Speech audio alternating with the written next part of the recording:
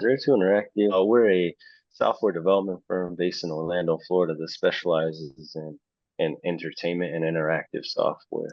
XR Training really is a facilitator of finding innovative solutions for the military. Yeah, Wave Warrior came out of a request for the PM AAA to basically build a driver trainer for the ACV. ACV is an amphibious tank.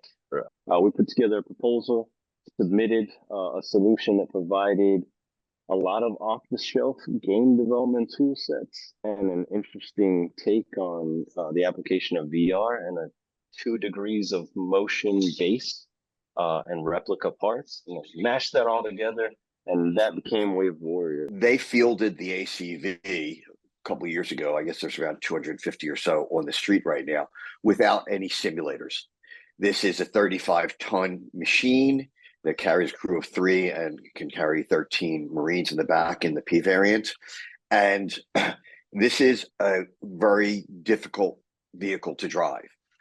These tactical wheeled vehicles have gotten to the point where they're incredibly complicated, they're incredibly powerful, and the amount of training that's been going into it really hasn't kept up with what I think is the corollary in how pilots are trained to fly fighter jets. We have these incredibly powerful planes, and you're spending hundreds of hours in training before you actually get into the plane. The need for this kind of vehicle, unfortunately, there was a loss of life back in December when one of the drivers turned over an ACV in terrain. And we can make the difference here. We can save lives by supplying these innovative deployable devices to the drivers at the place of need. It's important. Clearly, it saves lives. That is the number one reason why it's effective, why it's so important, and why it's so necessary. It's also, I think that when you take a little bit of a look, and I'm not really completely 100% schooled in strategies in the future of where everything's going, but expeditionary forces, small light forces that can move very rapidly.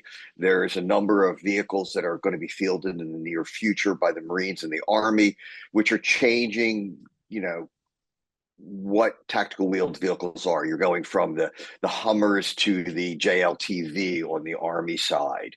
You've got another small vehicle that's coming out that looks like almost like a baby ACV, the ARV, the Amphibious Reconnaissance Vehicle.